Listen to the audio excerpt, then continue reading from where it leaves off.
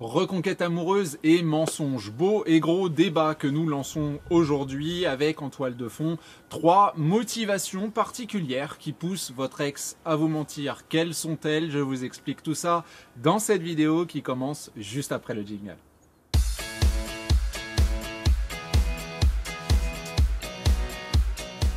Salut à vous, c'est Jean-Baptiste de jbmarcy.com, ravi de vous retrouver pour une nouvelle vidéo autour de votre reconquête amoureuse avec aujourd'hui un thème qui va forcément faire couler de l'encre, voire peut-être me valoir quelques cailloux au visage. Essayez de ne pas viser les yeux, ça pique un petit peu. En tout cas, le thème donc du jour, c'est le mensonge dans la reconquête amoureuse. La construction du contenu de ce jour, je l'ai voulu un poil original avec la mise en relief de 3 points précis. C'est pas une liste exhaustive et on n'est pas dans l'idée de défendre les mensonges de votre ex. On est dans l'idée d'expliquer psychologiquement certains paramètres qui peuvent avoir un impact sur donc cette déformation de la vérité. Pourquoi on en arrive là, avec tout simplement cette volonté de quelque part un petit peu éviter la diabolisation de l'autre, mieux comprendre pour mieux expliquer, pour que vous puissiez juger selon votre set de valeurs si ces explications pour votre ex sont acceptables pour que vous continuiez ou pas votre reconquête amoureuse. Je prends le moins de risques possible, je suis pas en train de vous dire il n'y a pas de souci, on se moque de vous, allez-y quand même. Vraiment un choix personnel à faire de votre côté, mais eh bien il y a un débat à lancer autour donc de cette idée que on vous ment, puisque la reconquête amoureuse et la rupture amoureuse sont des situations très particulières avec tout un tas de paradoxes dont je parle très souvent dans toutes mes vidéos. Donc forcément le mensonge eh bien, ne fait pas exception à la règle.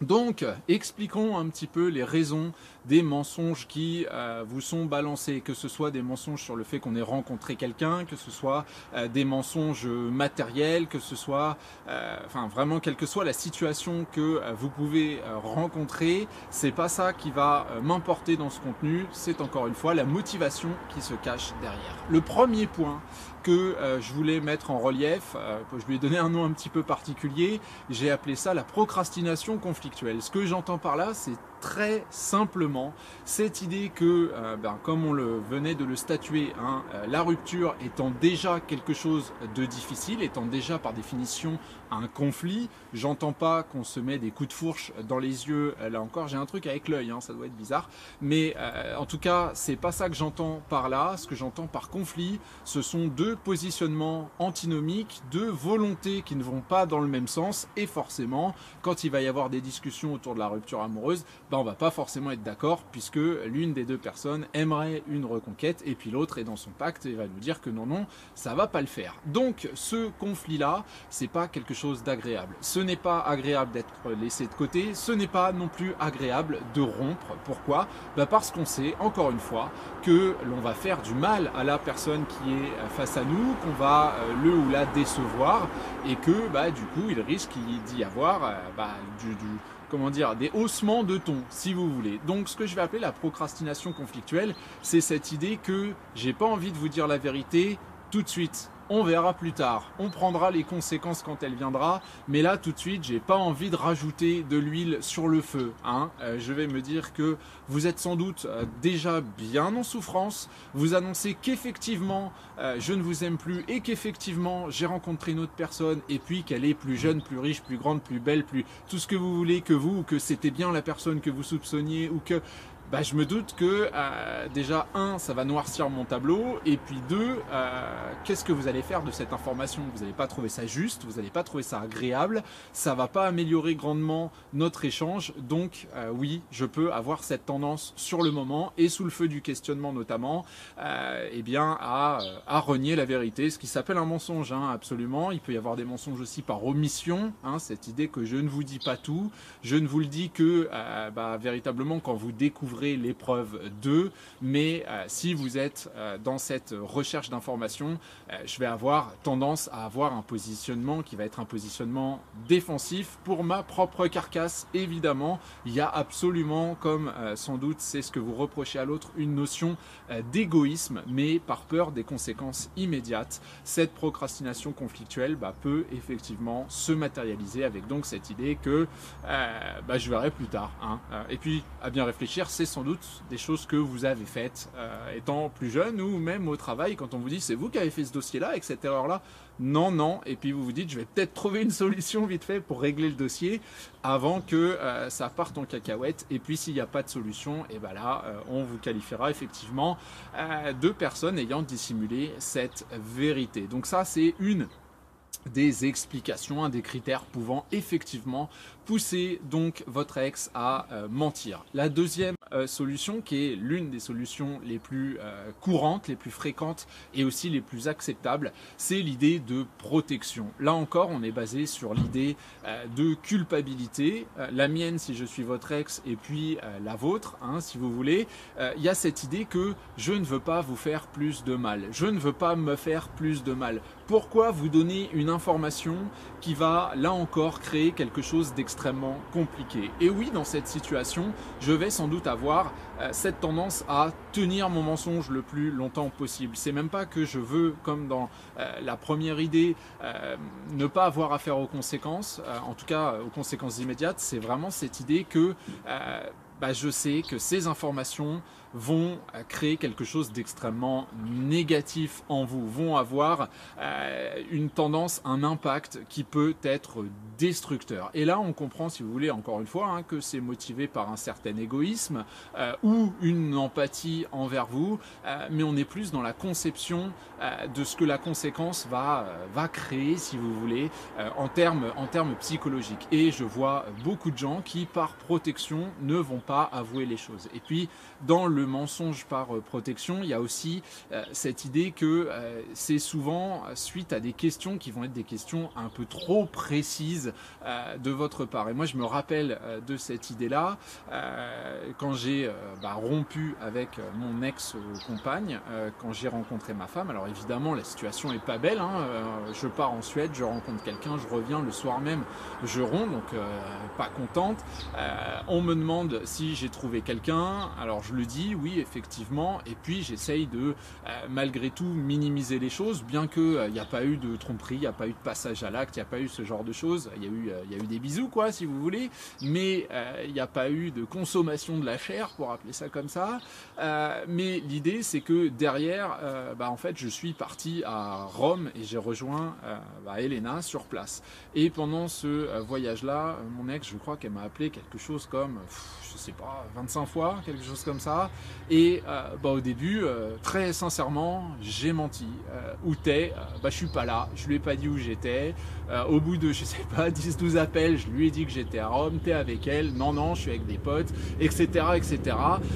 Pourquoi? Parce que je voyais pas l'intérêt pour elle de savoir que je suis dans une des villes qui est un petit peu basée sous l'égide du romantisme, pour rencontrer cette personne-là. En plus, c'est l'été, donc voilà, on s'est tout bronzé, machin, etc. Et puis des questions qui en plus deviennent de plus en plus privées, on va dire, et puis qui poussent de plus en plus à mettre un petit sigle interdit aux moins de 18 ans, quoi, si vous voulez. Donc, ou de 16, je sais pas, ça dépend après.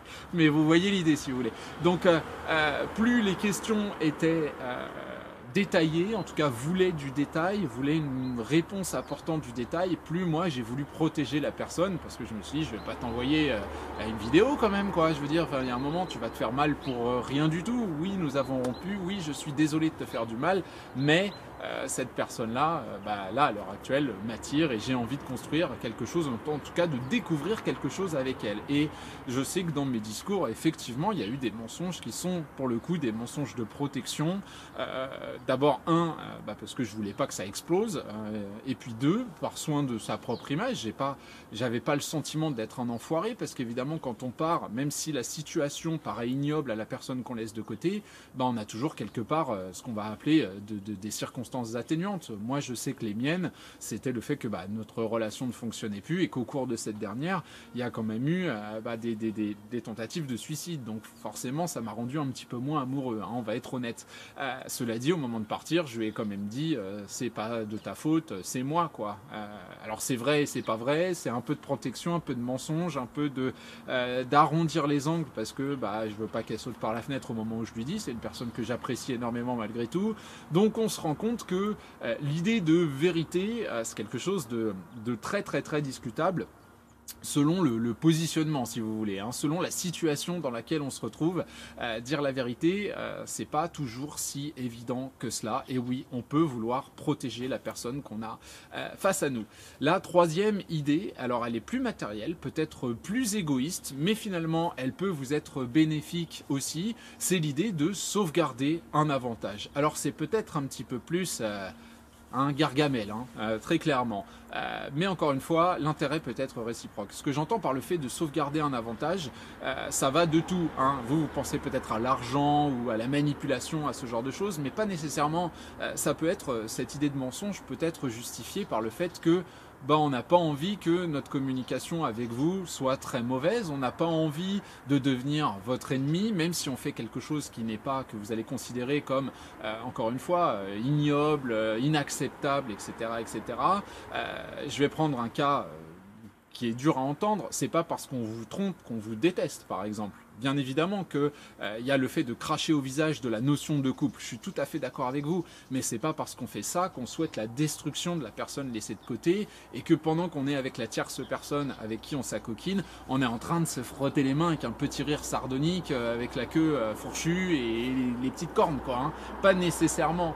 Il y a beaucoup d'ailleurs de rencontres qui vont se faire, alors peut-être pas par dépit, mais relativement naturellement, et où ça va créer une culpabilité intense, hein, je veux dire, et où on se dit mais j'aime quand même cette personne-là. Il y a eu une construction en parlant de son ex, de cette personne envers laquelle on est en train de se détacher, et puis il y a cette espèce de dilemme, si vous voulez. Donc on comprend bien que oui, il y a une possibilité de volonté de sauvegarder un avantage qui peut être un avantage en termes de communication, qui peut être oui un avantage financier, et là c'est moins beau. Il peut y avoir un avantage en termes d'organisation, je pense par exemple à des séparations entre deux parents, et où on se dit que si on apprend que on nous a menti, on nous a manipulé, etc., je vais peut-être me venger quelque part en t'autorisant moins à voir ton enfant, rendant les choses plus difficiles, en faisant des actions en justice pour la pension alimentaire ou que sais-je.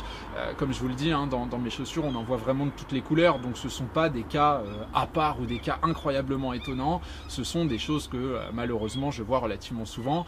Donc oui, le mensonge pour sauvegarder un avantage existe, et comme je vous le disais, ça va toucher plusieurs terrains, dont celui effectivement de l'atmosphère globale qui existe. On n'a pas envie de tout casser avec vous juste parce qu'on se sépare. Il y a déjà une cassure par définition, donc on n'a peut-être pas envie de remettre en cause les organisations, le fait qu'on puisse se sourire, le fait qu'on puisse communiquer, le fait qu'on puisse peut-être se voir, le fait parce qu'on a fait quelque chose que vous pouvez reprocher, sachant que votre positionnement de reproche, il est aussi lié à votre positionnement de victime. Encore une fois, quand on se place de l'autre côté de la barrière, le mal est peut-être pas si intense, et c'est normal. Tout ça pour vous dire que le mensonge est, alors j'allais dire quelque chose de discutable, oui et non, parce que sur le principe, on est bien d'accord que ne pas dire la vérité, c'est pas considéré comme une qualité, mais encore une fois, tout va dépendre de ce qui est en train de se passer, hein. Si on vous demande d'être dans la délation, par exemple, ne pas entrer dans le principe de délation, quelque part c'est un mensonge. Est-ce que vous savez qui a volé, qui a fait ceci? Je sais pas, une action Greenpeace qui va libérer des animaux du zoo, ou je sais pas, ce genre de choses à côté de chez vous, ou qui va scier les canons des chasseurs qui tirent à balles réelles sur les cerfs près de chez vous.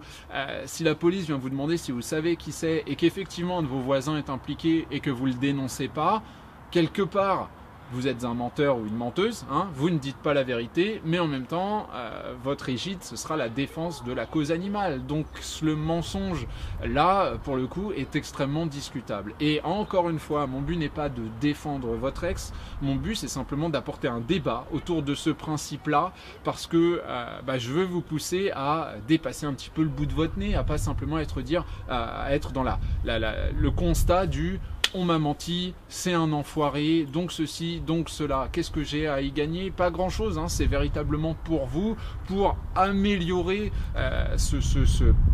cette vision qu'on peut avoir du relationnel. Et puis encore une fois, comme je vous le disais au début de cette vidéo, plus on connaît notre ennemi, plus on peut avoir des chances d'avancer vers lui et de créer quelque chose. On dit de le vaincre. Moi, j'ai pas envie de voir la reconquête amoureuse comme le fait de vaincre son ex, hein, c'est absolument pas ça. Mais vous voyez le principe, on est dans cette idée que mieux connaître les réactions qu'on a face à nous vont nous permettre à nous de conserver notre focus, notre linéarité, notre sourire et continuer notre travail vers cette reconquête amoureuse. Voilà, je vous laisse là pour aujourd'hui. Comme d'habitude, vous pouvez signifier que vous avez apprécié la vidéo, la commenter, la partager. Et bien, comme je vous le disais à l'instant, je vous laisse réfléchir sur tout ça. On se retrouve la semaine prochaine pour un prochain contenu. Salut à vous!